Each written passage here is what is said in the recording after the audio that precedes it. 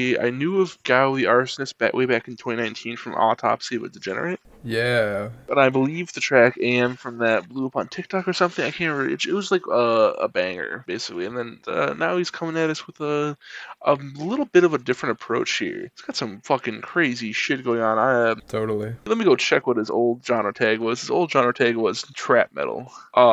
Oh, okay, so it was a little more straightforward like that. And then now we're at experimental hip hop, emo rap, industrial hip hop, still trap metal, horrorcore, and cloud rap. I'm trying to describe this in just like a genre tag. I think experimental hip hop is the way to go. I was as broad of a fucking stroke as that is. Experimental hip hop is a really broad stroke, and I feel like industrial hip hop falls within it, but a lot of things get labeled as industrial hip hop, and this is the most fitting of such a tag that I've ever heard. I don't think I'm very familiar with industrial hip hop. Let me go check this. It's just fucking death grips for me, I think. Yeah, you got death grips. I mean, I'm looking here. Yeezus obviously is a thing. Got backwash. Oh yeah, Backwash is good. More mother. I guess clipping kind of falls into that as well, but then I it guess. might as well just be experimental hip hop with them. Yeah. Yeah. I know JPEG Mafia gets put kind of in there. This album is almost perfect. Like, this album would be perfect.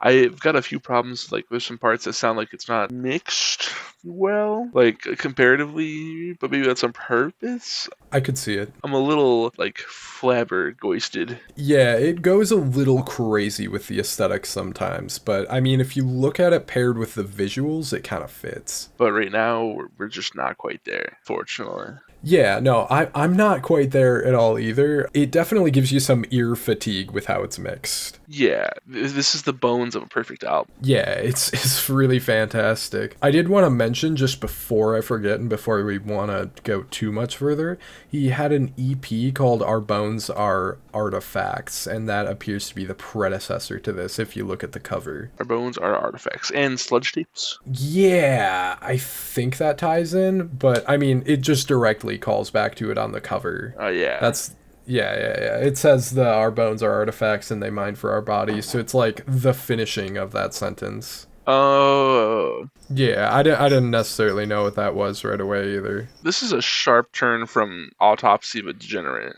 Yeah, Like, god damn. I want to say not only is it probably a switch from Autopsy of a Degenerate, but it's probably something that more happened with that EP that we were just calling back to, although I just haven't heard it, so I don't know for sure. Yeah, we should definitely listen to that. Dang, I feel like a loser now. Yeah, I meant to check it out. I just never got around to it. I kept forgetting. But this album's really good. Like, the Yeah. opener just fucking sets everything out perfectly. I've got about 3 favorites that I can point to real quick. I got Witness, Unorthodox with the one feature on the album, Yeah. and Insomnia. I believe Insomnia ends up being my favorite. Really? I do like the drum rhythm going on in the beginning there. It's like a breakbeat but more distorted type thing. I thought that was cool. This album is exactly what I needed to hear. Yeah, it's really harsh, really digitized and everything. And those ones are some really fucking cool ones for sure that take that up. Let's see, some favorites for me. I really love Trenchfoot in particular. Trenchfoot's good. Yeah, that whole kind of first run in the beginning there is really cool. Hell yeah. Yeah, to make the comparison, kind of a lot of JPEG Mafia type deliveries. JPEG Mafia, but he hit the fucking psychedelics a little too hard. JPEG That's not Mafia, crazy. but it's analog horror. Yeah. Which, like, super cool aesthetics. I think I mentioned that once already, but I'm enamored with the music videos that are related to all of his projects, pretty much. Yeah, I've been throwing them out, like, kind of peeping them as we've been talking right now. It's some really cool stuff for sure. To just kind of jump to this, to pick out a specific track that kind of jumps out at you as opposed to others, Do As I Say feels really different with its little sample that it does in there. What did you think of that track? Yeah. I definitely understand the JPEG Mafia comparison with that track. Oh, definitely. Yeah, similar production style, definitely. Yeah, it's creepy as shit. It's just really cool. I love that one. Yeah, dude. It's kind of creepy. Yeah, a catchier one too. That one, I feel like there's some catchy stuff. Yeah. Oh, the interlude. I almost forgot to talk about the interlude. Shark Fin. Yeah. The fucking slug conversation made me laugh. Yeah, it feels kind of out of place, but it is kind of funny. I like it. It's apparently a conversation between two characters, and that's something you could dig into. Yeah, this is definitely some flavor of concept album. I feel like Gao the Arsonist is becoming this character that we can, hopefully with his next release, more people care, and then we can get on our ARG pants. It is kind of similar. I made the analog horror comparison there already because the aesthetics are kind of similar, but there's a storyline. There is multiple characters. Not the best comparison in quality or sound, but you could kind of look at it as the same thing as what 21 Pilots does, where there's consistent characters. Yeah. It's like a subtext thing where it's there. You can look at it with that, or you can look at it without that. Oh, I'm even looking at some of the comments of the YouTube video. Song Firmament. He has a pinned comment here that he says, Pergrino says hi, say it back. Yeah. Is he Pergino? Pergrino? Alright, I'm going to man's Twitter. Hold on. Everybody goes in fucking Twitter nowadays. I feel like an old man complaining about Twitter. They go on here to see if we got in our shenanigans. This is the very first post on his Twitter. I'm gonna send you a screenshot. You might be able to throw it on screen, you might not. It's loading up. Oh, I got the fucking Xbox 360 games. Is that what I'm looking at? Yeah, That's fire. Love it. he's not flexing money or drugs. He's flexing Left 4 Dead 2, GTA 4, the Rock Candy controller. That's fire. I know there was a photo on Instagram of him holding Lego Batman 2, so that's fire as well. That's fire. Yeah. I did go ahead and while you were looking that up, I looked at the Genius annotations for the interlude, and it says this song is a conversation between Gao and Virgil, the characters of Sludge Bath. Oh, so There's a whole thing. there's so much. Yeah, it's like a world building thing. It's very like dystopian kind of thing happening. I mean, you can get that right from the title. There's like this Oh yeah. dingy underground fucking thing going on. Underground Fight Club.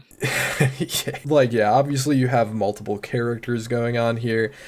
The imagery in the lyrics is really cool too. You can definitely pick out a lot of quotes. Yeah, dude. And even like his technical skill as a rapper, just the way he raps with the weird ass beats, it all sounds like it should be there. With a lot of other artists who would potentially attempt this style, I could definitely see where a lot of people would fuck it up. Like it's just kind of crazy. It's like just on point. The trap metal genre tag of the first project that you brought up, I'd be curious as to how it sounds, but now that I'm thinking about it, this fast delivery is kind of what trap metal does a lot of the time. I think this is a better setting for it than a lot of what trap metal is currently doing and kind of did right from the start. I don't remember him being fast on his last album, so I'm actually looking at it right now. I think my favorite track on this last album I remember as being Arson, and he goes a little hard on that one, but it's not trap metal, I don't think.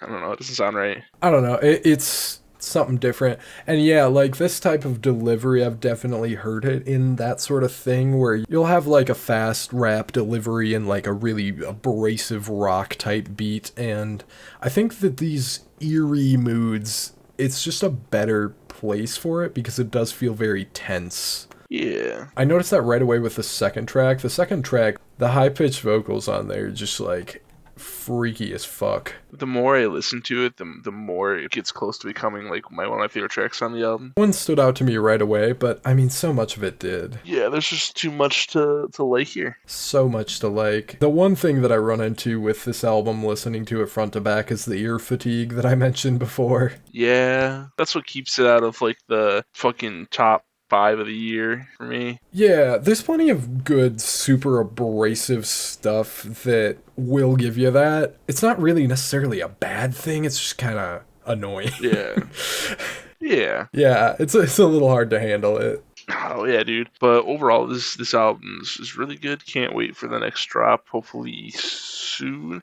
I know his last album was 5 years ago, but he dropped an EP this year and 2 years ago. So maybe in like a year or two we can see another EP. I mean, yeah, really good world building. I want to dive in deeper to it for sure. I mean, Definitely. we had 5 albums plus a few just other things I wanted to listen to this week, so Yeah. it was hard to get around to it to really dig in, but there's a lot to dig into. Yeah, dude. Hell yeah. Yeah.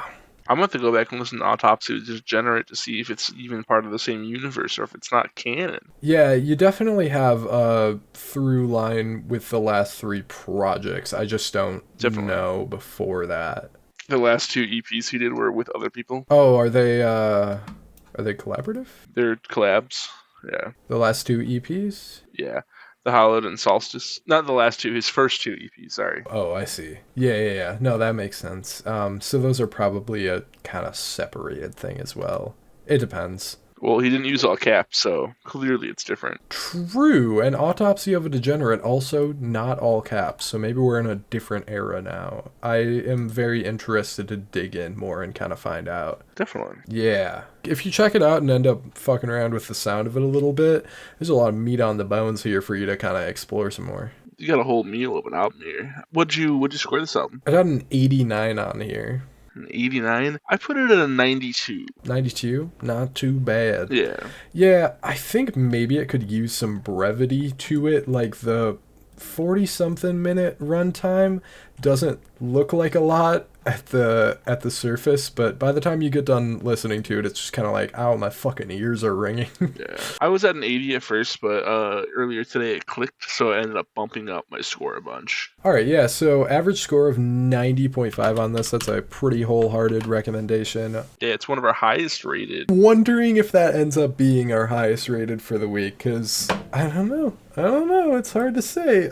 Next up, we got Sam LRC, A Lonely Sinner. Hello, everyone. This review is a clip from the latest episode of the New Music Podcast. Every Thursday, we go through and we review several albums released in the previous week. If that sounds interesting, check the link in the description to see the latest episode. Also, like this video and subscribe to the channel for more music-related content coming your way. Your support is greatly appreciated.